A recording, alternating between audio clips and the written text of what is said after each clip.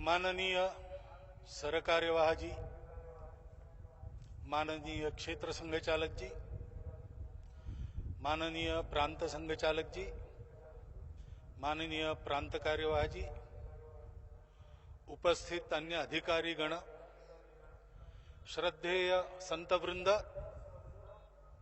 उपस्थित ग्रामस्थ व नागरिक सज्जन, माता भगिनी आणि आत्मीय स्वयंसेवक बंधून, जांभे, नेरे आणि मारुंजी या 3 गावांच्या संयुक्त सीमेवर डॉक्टर आंबेडकरांच्या जन्मजयंतीचं 125वे वर्ष सुरू असताना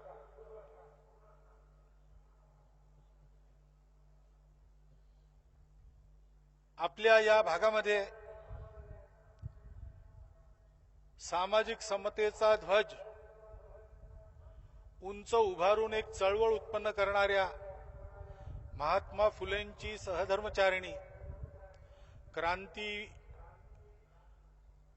जननी, लोकमाता आणि विशेष करून आपल्या इथे स्त्री शिक्षणाचा सूत्रपात घडवून आणणारी अशी वीरजननी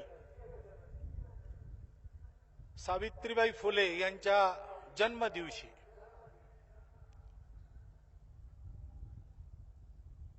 आपण या शिवशक्ती विराट संगमाचं अवलोकन करत आहोत.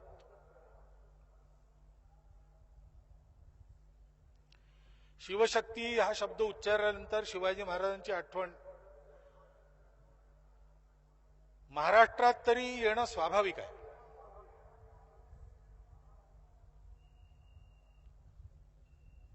संपूर्ण भारत देशाचा विचार करून आपल्या ठिकाणी जे करायचं ते योग्य रीतीने करणारा आमच्या इतिहासातला बहुतेक पहिला राजा असं त्यांचं स्मरण करावं लागेल. राज्य त्यांचं महाराष्ट्रापुरतं मर्यादित होतं.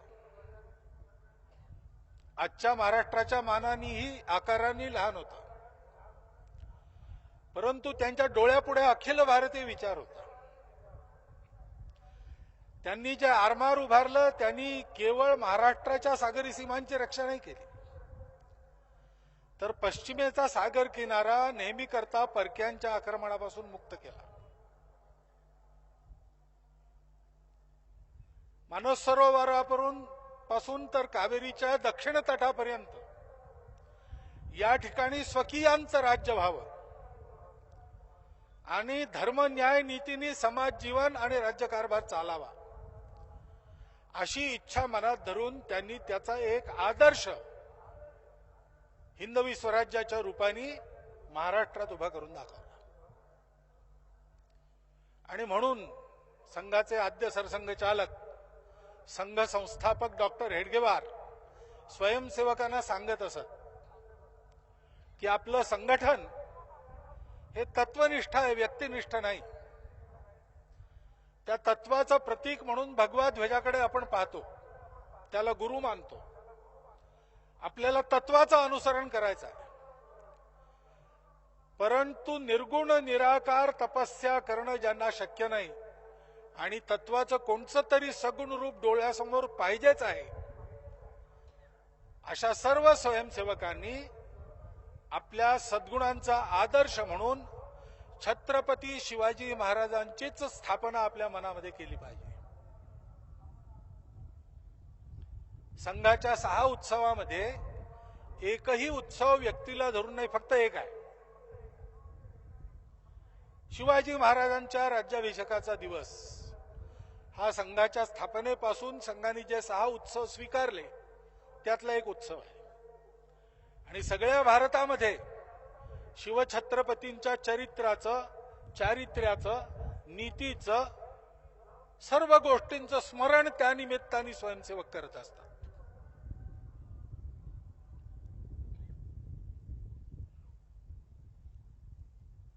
अशा या महापुरुषाचं स्मरण करताना आपल्या लक्षात येतं की एवढा मोठा युद्ध त्यांनी केला तो कसा केला? पहिल्यांदा शक्ती उत्पन्न केली. शिवशक्ती संगम असं आपण जेव्हा म्हणतो, त्याच्यातला हा जो शिव आहे ती तर शिवत्वाची आपली परंपरा आहे.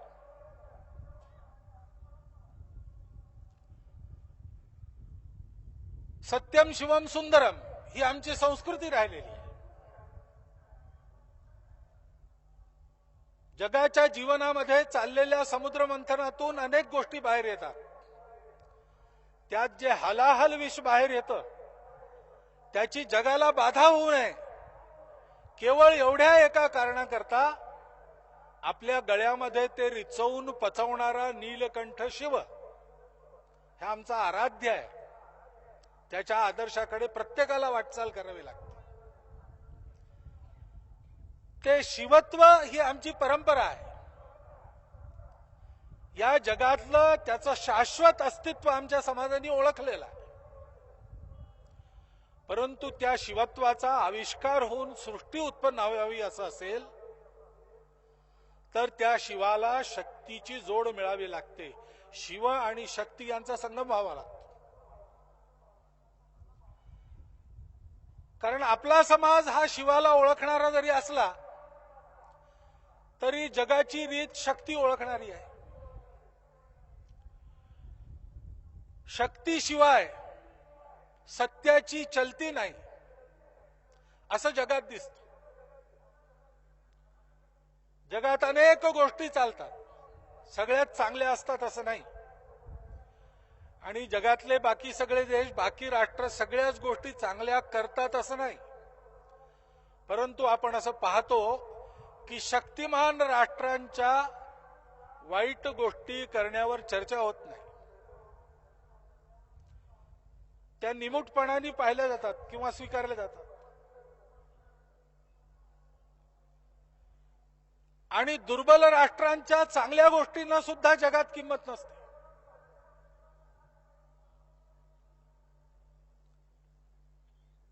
भारतीय संस्कृतीची आज जगात सर्वदूर चर्चा आहे. पूर्वी सुद्धा होती, पण फार त्याला कोणी किंमत देत असं नाही. रवींद्रनाथ टागोरांच्या जीवनातला अनुभव आहे. ते जपानला गेले होते. नोबेल पारितोषिक त्यांना मिळून झालं होतं आणि नोबेल पारितोषिक विजेता इतका थोर कवी आपल्या देशात आलाय म्हणून तिथल्या एका विद्यापीठाने त्यांचं भाषण ठरवलं. त्या भाषणाकरता विद्यापीठाच्या इमारतीत ते पोहोचले तेव्हा त्यांना असं दिसलं की निमंत्रण करणारं प्राध्यापक मंडळ सोडलं तर त्यांच्या भाषणाला एकही विद्यार्थी उपस्थित नाही. त्यांनी विचारलं असं का? तर युनिव्हर्सिटीचे कुलगुरू म्हणाले की विद्यार्थ्यांनी यायचं नाकारलं. स्वाभाविक रवींद्रनाथ ठाकूरांनी विचारले की काय चूक झाली? तेवढी चूक तुमची नाही. तुमचं थोर कवित्व, तुमचं आध्यात्मिक जीवन, तुमच्या कवितेतले गुण, तुमचं व्यक्तित्व यांच्याविषयी अपार श्रद्धा, अपार आदर आम्हा सर्वांच्या मनात आहे, विद्यार्थ्यांसहित. परंतु आमचे विद्यार्थी असं म्हणतात की गुलाम देशातल्या माणसांनी येऊन आम्हाला भाषण द्यावं अशी आमची परिस्थिती नाही. आम्ही एका स्वतंत्र देशाचे नागरिक आहोत आणि म्हणून यांचा उपदेश ऐकायला आम्ही उपस्थित राहिलं पाहिजे असं आम्हाला वाटत नाही. सत्याची किंमत ओळखूनही सत्याला प्रतिष्ठा मिळाली नाही. कारण ज्या देशातून ते सत्य सांगण्यात येत होतं त्या देशाला दुबळं समजण्यात येत होतं. तो देश गुलाम होता. स्वतंत्रता मिळाल्यावर त्या सत्तेची प्रतिष्ठा थोडी वाढली. युद्धांमध्ये विजय मिळाल्यानंतर आणखी वाढली. अण्वस्त्र संपन्नता मिळाली तेव्हा आणखी वाढली. प्रजातंत्रावर प्रहार झाला तर प्रजातंत्राचं रक्षण केलं जनतेने म्हणून वाढली.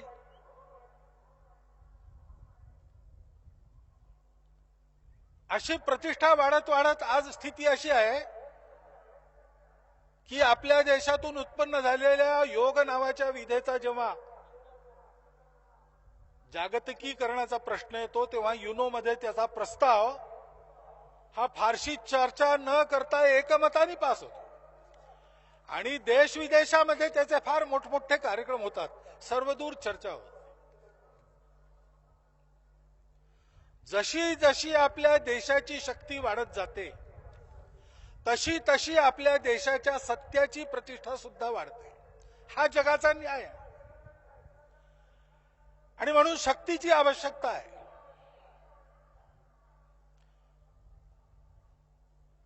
अश्वम दद्यात, त्या अश्वम नैव गजम नैव व्याघ्रम नैव च नैवच. पूर्वीच्या काळी बली होत असत यज्ञात, तर विचार झाला घोडा बळी द्यावा का नको, हत्ती नको, वाघ मुळीच नको. मग कोण? अजापुत्रम बलिम दद्यात देवो दुर्बल घातका. निरुपद्रवी बकरीच्या शावकाला त्याला बळी द्या, कारण त्याच्यावर काही अत्याचार केला तरी तो काही प्रतिकार करू शकत नाही. देव सुद्धा असा विचार करतात असं एका सुभाषितात म्हटलेलं आहे. संदेश हाच आहे, ज्याची शक्ती आहे त्याचा लोक ऐकतात, त्याचा विचार करतात. बाकीच्यांचं कितीही योग्य असलं तरी त्याचा विचार करण्याची आवश्यकता त्यांना नसते. आणि म्हणून शक्ती उभी असली पाहिजे. परंतु शक्ती म्हटल्यानंतर त्या शब्दाच्या अर्थासंबंधी सुद्धा आपल्याकडे काही निश्चित मान्यता आहे. मोठमोठे शक्ती संपन्न राजे सुद्धा आपल्या इथे शील संपन्न विद्वानांपुढे नम्र होताना दिसतात. आजही असं होत. राजदंड हाती धरलेल्या सर्व शक्ती सुसज्जित असलेल्या कोणत्याही राजापेक्षा आपल्या इथे केवळ लंगोटी लावून सर्व काही सोडून जगाच्या कल्याणाकरता विचरण करणाऱ्या संन्याशाची, श्रमणाची, भिक्खूची प्रतिष्ठा जास्त असते. आपल्या इथे त्याग ओळखतात, आपल्या इथे चारित्र्य ओळखतात. कारण आपल्या इथे माहिती आहे की शक्ती म्हणजे शक्ती आहे. त्या शक्तीला आपल्या शक्तीचा उपयोग करून दमन करणं हे माहिती आहे. पण ते कुठे करावं, कोणाचं करावं, किती करावं हा विवेक शक्तीमध्ये साठवलेला नसतो, तो शीलातून येतो. आणि म्हणून शीलयुक्त शक्ती पाहिजे. बिना शीलाची शक्ती काही कामाची नाही.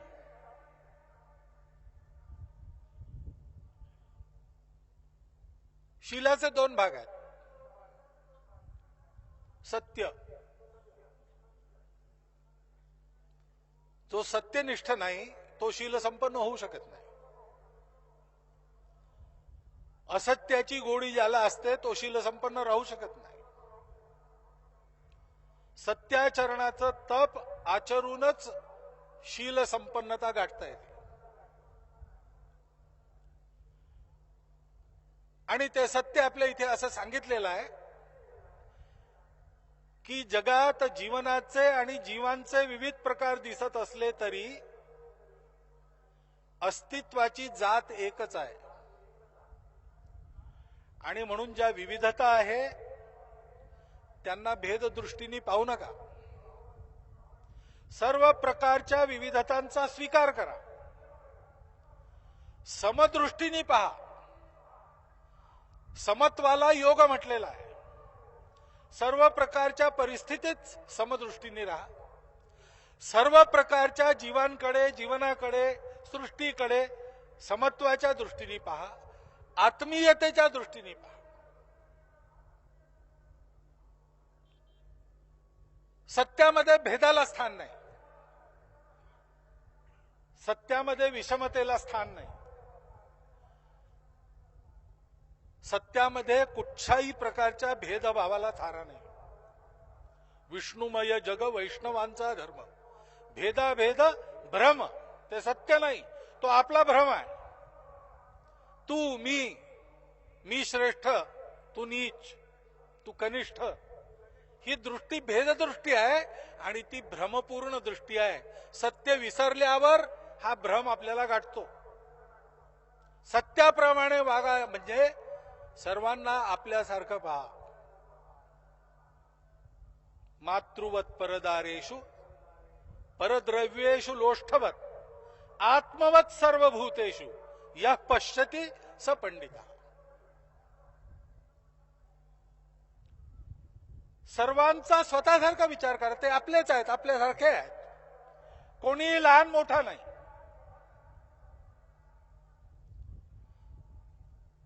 यातून समाजाची एकता उत्पन्न होते. चारित्र्यामुळे व्यक्तिगत शक्ती प्राप्त होते. सामाजिक एकतेतून समाजाची शक्ती उभी होते. निरनिराळ्या भेदांनी पोखरला गेलेला समाज कितीही मोठा असला, कितीही उज्ज्वल परंपरेने सुसंपन्न असला, साधन संपन्न जरी असला,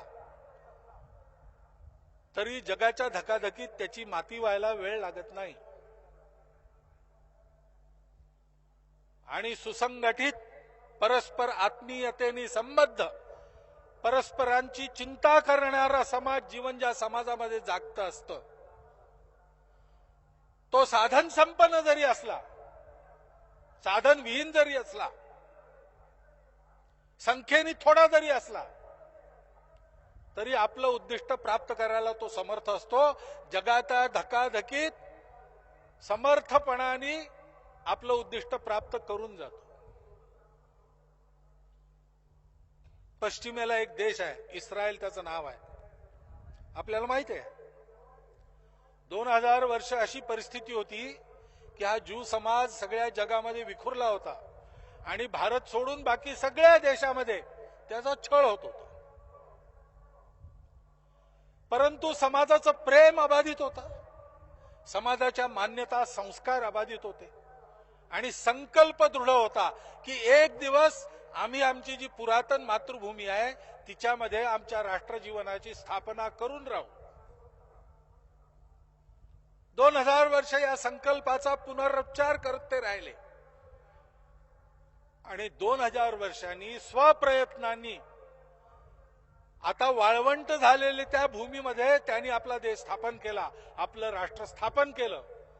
आपल्या परिश्रमाने 30 वर्षात 5 युद्ध जिंकून त्या देशाला सुरक्षित केलं, वाळवंटाचं नंदनवन बनवलं आणि आज जगामध्ये स्वाभिमानाने आपल्या शत्रूंच्या छातीवर पाय देऊन ताठ मानेने उभा असलेला देश, उभं असलेलं राष्ट्र, अशी त्याची प्रतिष्ठा आहे.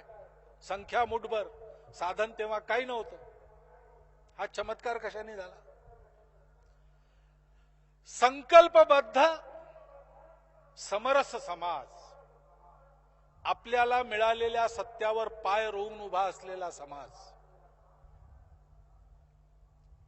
ते सत्य लक्षात आलं, सर्वजण माझेच आहेत हे लक्षात आलं की मग मनुष्य धर्माने वागतो. म्हणजे पूजा करतो असं नाही, धर्माचा अर्थ तो नाही. धर्म म्हणजे सगळ्यांना जोडून ठेवतो, सगळ्यांची धारणा करतो, त्यांना विखरू देत नाही, खाली पडू देत नाही, उलट त्यांची उन्नती करतो. अशी मूल्य आणि त्यावर आधारलेलं आचरण, याला धर्म म्हणतात. त्या धर्माने आचरण करायची बुद्धी सत्यनिष्ठेतून उपसते.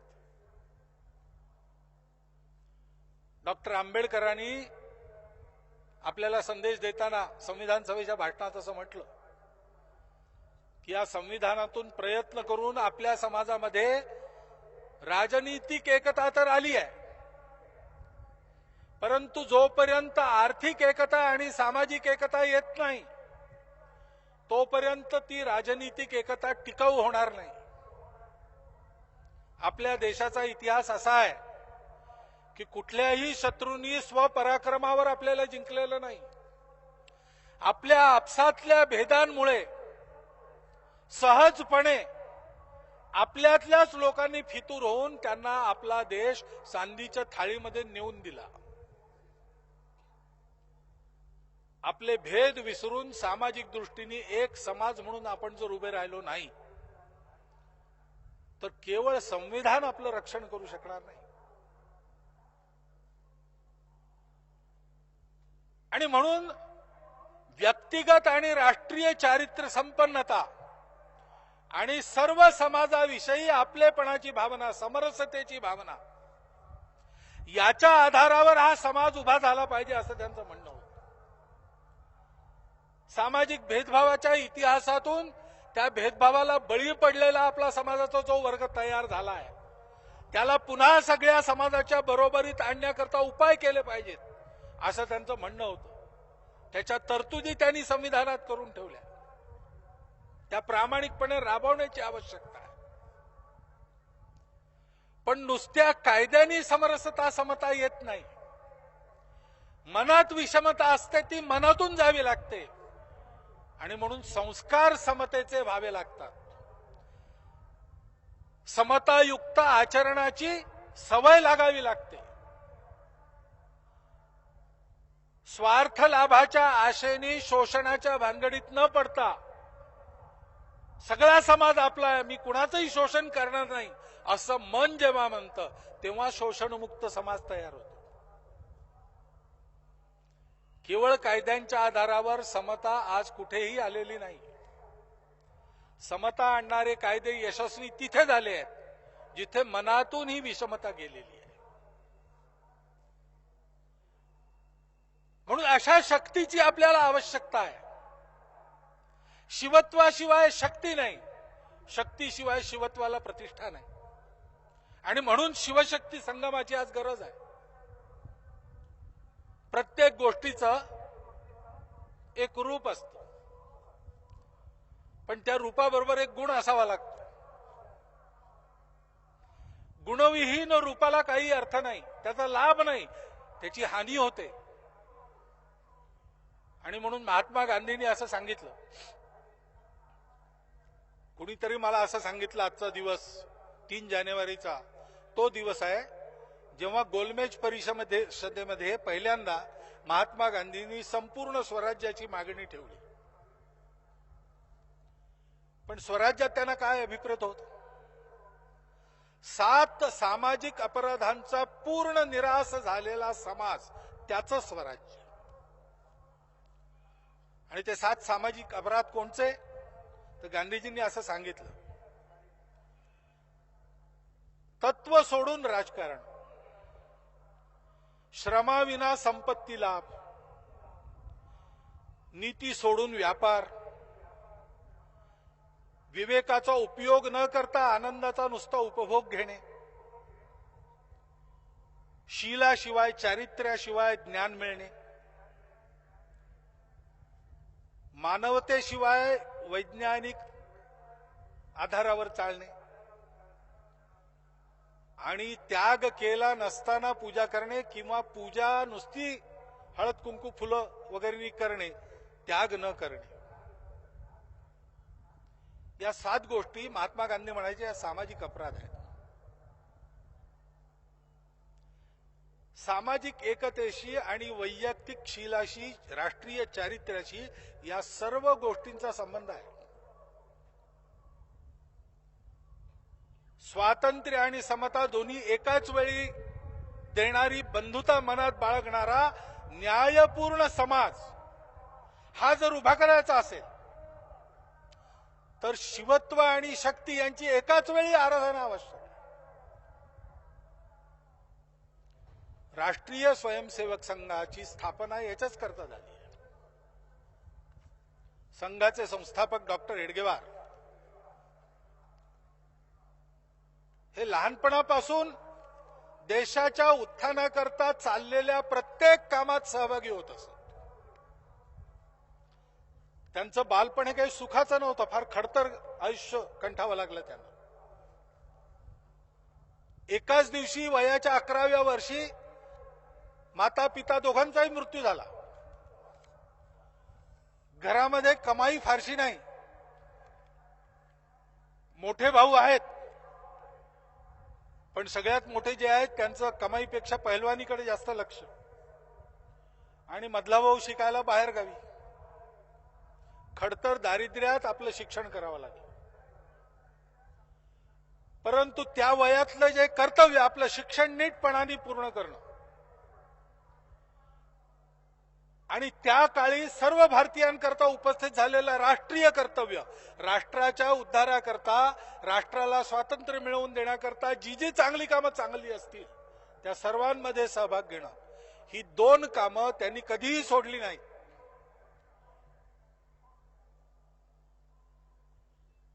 तरुणपणीच त्यांनी आपल्या जीवनाची दिशा ठरवली. जोपर्यंत आपल्या देशाचं दुःख दूर होत नाही तोपर्यंत आपल्याला स्वतःच्या सुखाचा विचार करायचा काही अधिकार नाही. राष्ट्राचं भविष्य पहिल्यांदा, माझं भविष्य नंतर, या जन्मीत दुसरं काम नाही. आणि म्हणून त्यांनी त्या काळच्या सर्व चळवळींमध्ये भाग घेतला. क्रांतिकारकांच्या चळवळीत ते प्रमुख कार्यकर्ते होते. काँग्रेसच्या नेतृत्वाखाली स्वातंत्र्याकरता चाललेल्या चळवळीत संघ स्थापनेपूर्वी एकदा आणि संघ स्थापनेनंतर एक वर्ष सश्रम कारावास त्यांनी भोगला. त्यांनी स्वदेशी वस्तू भांडार चालवलं, त्यांनी एक सहकारी बँक चालवली, एका वृत्तपत्राचे ते संपादक राहिले, व्यवस्थापक सुद्धा राहिले. गणेशोत्सवातल्या भाषणातून समाज प्रबोधन करण्याची संधी त्यांनी कधी सोडली नाही. डोळ्यापुढे दुसरा ध्यास नव्हता. आणि म्हणून हे सगळं करत असताना त्या काळच्या त्यांच्या या सर्व समकालीनांशी त्यांचा संपर्क आला, त्यांच्याशी चर्चा झाला. डॉक्टर आंबेडकरांशी त्यांचा चांगला परिचय होता. गांधीजींशी त्यांची विस्तृत चर्चा झालेली आहे. टिळकांचे अनुयायी म्हणूनच सार्वजनिक जीवनात त्यांनी प्रवेश केला. स्वातंत्र्यवीर सावरकर बंधूंशी त्यांचा चांगला संबंध होता. सुभाषबाबूंशी संबंध होता. मदन मोहन मालवीय, अशा सर्व प्रकारच्या विचारधारातून काम करणाऱ्या लोकांशी चर्चा करताना त्यांच्या लक्षात ही गोष्ट आली की सर्वांच्या मनात एक गोष्ट आहे की आपण हाती घेतलेलं काम जनजागृतीद्वारा आज ना उद्या होईल, पण ते पूर्णांशाने सफल होईल असं नाही. कारण हा जो आपल्या देशाचा इतिहास आहे की कोणीतरी बाहेरून येतो, मारून ठोकून आपल्याला गुलाम बनवतो. संख्या त्या परकीयांची आपल्यापेक्षा कमी असते. सभ्यतेची, संस्कृतीची, त्यांची उन्नतीची मर्यादा आपल्यापेक्षा लहान असते. बाहेरून हजारो मैलावरून ते येतात, विपरीत परिस्थितीत आपल्याशी लढतात. आपण आपल्या देशात नीती संपन्न, बलसंपन्न असताना लढतो आणि पराभूत होतो. आणि हे एकदा दोनदा नाही, 7दा घडतं. शकहूण कुशाणांपासून सुरू करून तर इंग्रजांच्या गुलामीपर्यंत सतत मालिका चाललेली आहे. याचा अर्थ काय? शत्रूच्या बळामुळे आपण पराजित होत नाही.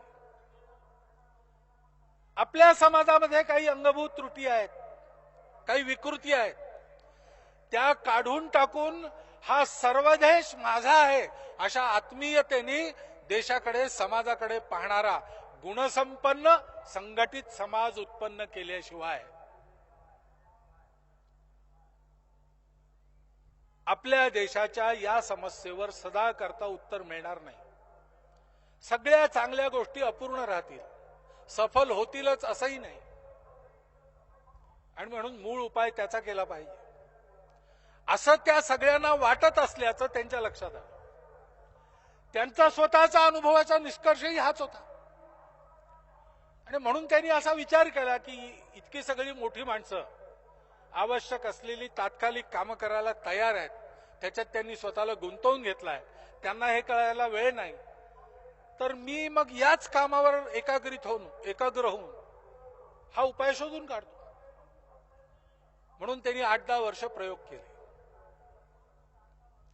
आणि आपल्या देशातल्या सगळ्या विविधतांचा स्वीकार करून त्यांचा आदरपूर्वक सन्मान करत त्या सर्वांना एका मोठ्या ओळखीमध्ये एकत्र बांधणाऱ्या सूत्राचा अनुभव घेतला. त्याचं नाव आहे हिंदुत्व. हे जे सगळे विचार आतापर्यंत सांगितले त्याचा उगम कशात आहे?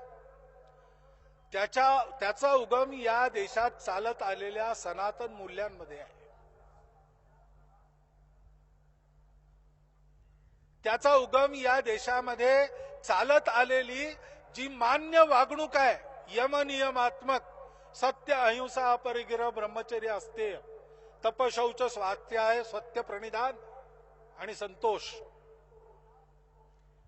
या यमनियमात्मक आचरणाची उत्पत्ती ज्या मुळातून होते ती मूल्य, विविधतेत एकतेचं दर्शन करणं, एकतेचा साक्षात्कार जीवनाचं सर्वोच्च लक्ष मानून त्याग संयमपूर्वक जीवन कंठणं आणि जीवनातल्या प्रत्येक गोष्टीविषयी आणि जगातल्या प्रत्येक वस्तूविषयी, चर अचर, सजीव निर्जीव, सर्वांविषयी कृतज्ञता बाळगून राहणं, हे ते मूल्य आहे. ते मूल्य देणारी, पिढी दर पिढी ते आचरण जागवत ठेवणारे, संस्कार देणारी आपली संस्कृती आहे. भाषा निरनिराळ्या असल्या, प्रांत, जाती, उपजाती असल्या, पंथ, पक्ष वेगळे वेगळे असले तरी संस्कृती सगळ्यांची एक आहे. तिला आज सगळं जग हिंदू संस्कृती म्हणून ओळखतं आणि म्हणून आपल्या समाजाची ओळख हिंदू समाज ही आहे. आपला हिंदू समाज आहे. तो हिंदू समाज स्वभावाने असा आहे याचं कारण त्याची ही परंपरेने चालत आलेली मातृभूमी आहे. प्रत्येक हिंदू माणूस त्या मातृभूमीला आपली माता मानतो, तिच्या सेवेची कामना उरात बाळगतो. सकाळी उठून जमिनीवर पाय ठेवण्यापूर्वी तिला नमस्कार करतो. पादस्पर्शन क्षमस्व मी असं म्हणतो. ही परंपरेने चालत आलेली मातृभूमी विषयीची श्रद्धाभक्ती आणि या श्रद्धाभक्तीच्या आधाराने या संस्कृतीला जिवंत ठेवणं, वाढवणं, सुरक्षित ठेवणं, याच्याकरता ज्यांनी परिश्रम केले आणि प्राणार्पण केलं, अशा आपल्या भारतीय पूर्वजांचा गौरव मनात ठेवतो तो आपला समाज आहे. या तीन घटकांनी हे राष्ट्र बनलंय. भारत म्हटल्यानंतर केवळ भूभाग आठवत नाही, भारतीयता आठवते. तीच ही भारतीयता आहे. आणि म्हणून या सूत्राच्या आधारावर या समाजातल्या प्रत्येकाला जोडायचं. त्याच्या डोळ्यापुढे एक भव्य लक्ष ठेवायचं की पुनरपी या मातृभूमीची, या संस्कृतीची आणि आमच्या पूर्वजांच्या कीर्तिगाथेची प्रतिष्ठा जगात आपण उभी करू. आज तर स्पष्ट दिसतं सगळ्या जगाला त्याची आवश्यकता आहे. अपूर्ण मूल्यांवर आधारित जीवन पद्धती कंठत असल्यामुळे 2000 वर्षात सगळ्या मानवतेला एक करण्याचे आणि सुखी करण्याचे प्रयत्न फसलेले दिसतात आणि म्हणून नव्या मार्गाच्या शोधात सगळं जग आहे. आणि ते जग आशेने भारताकडे पाहत आहे.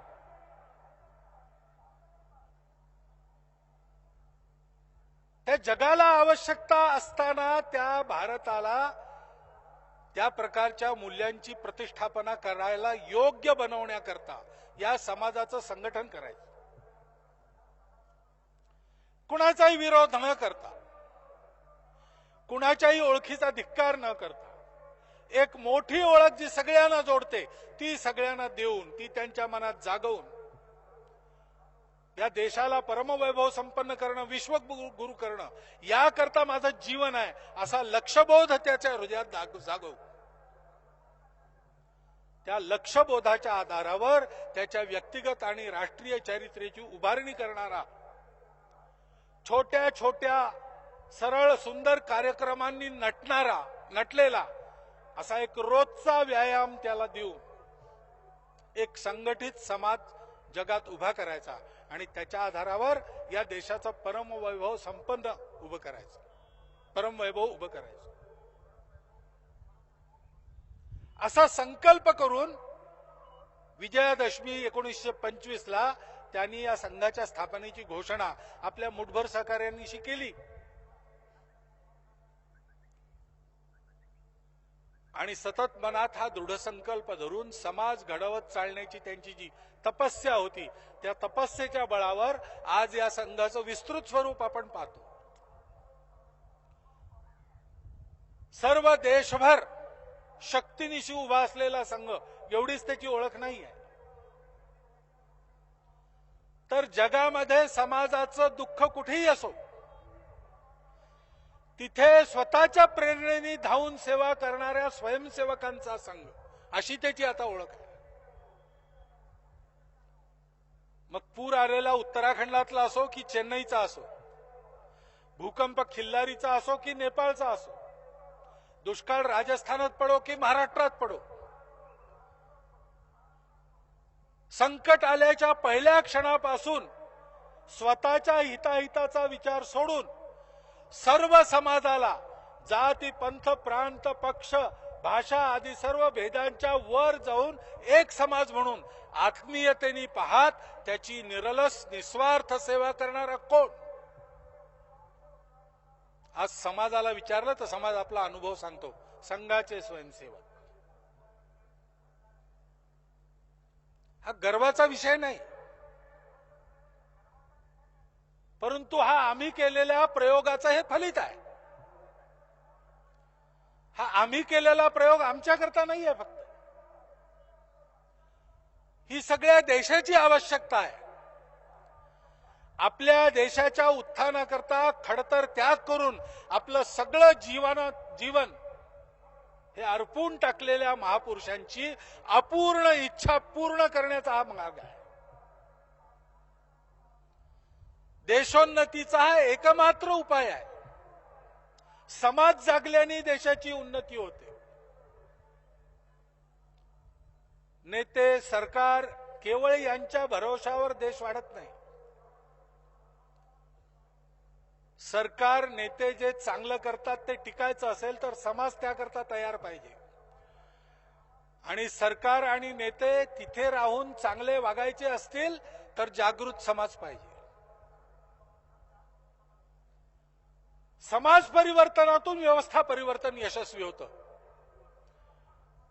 आणि प्रत्येक गावामध्ये प्रत्येक वस्तीमध्ये जर या रीतीने वागणाऱ्या सर्व समाजाला आपला आत्मीय मानणाऱ्या चारित्र्य संपन्न सतत परिश्रम करणाऱ्या व्यक्ती असल्या तर त्यांच्या सामूहिक वागण्यातून जे वातावरण उत्पन्न होतं त्यातनं समाज परिवर्तन होतं.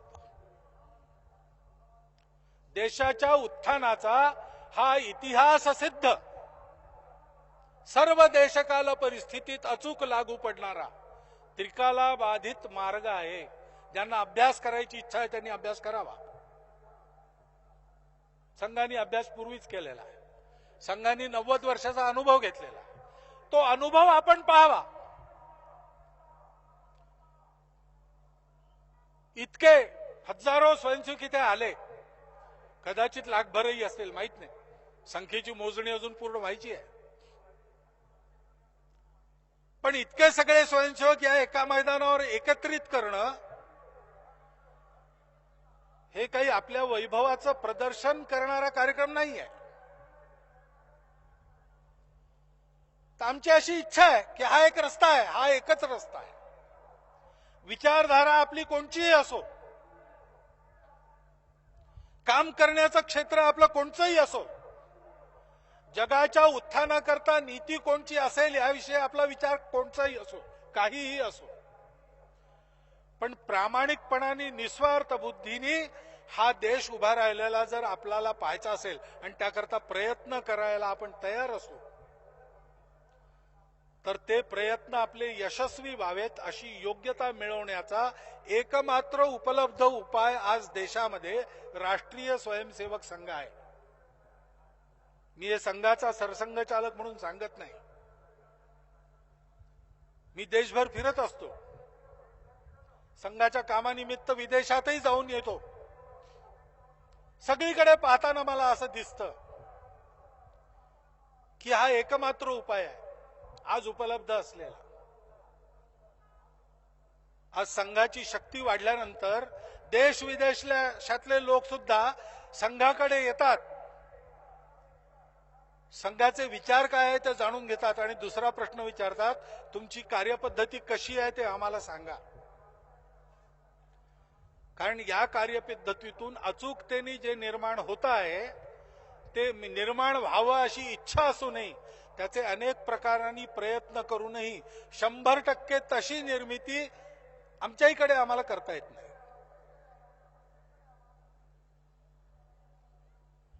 आणि म्हणून हे साधन आपल्यापाशी आहे. आपण सर्व या देशाचे जबाबदार नागरिक आहोत. आपण हेही जाणतो की मी आणि माझा परिवार, माझं कुटुंब सुखी राहायचं असेल तर हा देश सुरक्षित प्रतिष्ठित झाला पाहिजे, दुसरा उपाय नाही. व्यक्तिगत माझा उद्यम कितीही यशस्वी झाला तरी जोपर्यंत मी ज्या देशाचा नागरिक म्हणून ओळखले जातो, ज्या समाजाचा घटक म्हणून मी ओळखले जातो, तो समाज जगात जर प्रतिष्ठित नसेल, सुरक्षित नसेल तर माझ्या एकट्याच्या वैभवाला, प्रतिष्ठेला, सुरक्षिततेला कुठेही किंमत नाही. केव्हाही त्याच्यावर खतरा होऊ शकतो, धोका येऊ शकतो. हे आपण जाणतो आणि म्हणून आपल्या सगळ्यांच्या मनात इच्छा आहे, सर्व लोकांना आपल्या सर्व प्रापंचिक जबाबदाऱ्या सांभाळून सुद्धा थोडे अधिक परिश्रम, थोडे अधिक कष्ट करून आज जी शक्ती आहे त्याच्या आधारे समाजाची सेवा करता येईल आणि समाजाची सेवा करण्याची आपली शक्ती उत्तरोत्तर वाढवता येईल अशी योग्यता प्राप्त करून देणारं संघाचं काम आहे. आणि म्हणून हे आपल्या पुढे एक दर्शन आहे. काय केल्याने काय होते ते प्रत्यक्ष दाखवून देणारा एक कार्यक्रम आहे. असं हे प्रदर्शन आपल्या समोर मांडण्याचा उद्देश मी आपल्या भाषणातून आपल्या समोर ठेवला. त्याचा आपण सर्वांनी विचार करावा आणि देशाची अशी स्थिती उत्पन्न करायची प्रामाणिक इच्छा ज्यांच्या मनात असेल, ज्यांना हे करता करता स्वतःचा कोणताही स्वार्थ साधण्याचा विचार मनात आणायचा नसेल, त्या सर्वांनी या कामाचं प्रत्यक्ष सहयोगी बनून ही योग्यता अर्जित करावी आणि त्या योग्यतेच्या आधाराने आपल्या रुची, क्षमता आणि वेळेनुसार समाज हिताचं कोणतंही काम निवडून त्या कामामध्ये सक्रिय व्हावं, एवढं एक निवेदन आज इथे जमलेल्या जनतेपुढे आणि या कार्यक्रमाच्या निमित्ताने मी ठेवलेलं आहे. एवढे शब्द बोलून आपल्या शांतपणे ऐकण्याबद्दल आपले धन्यवाद करत मी आपले 4 शब्द संपवतो.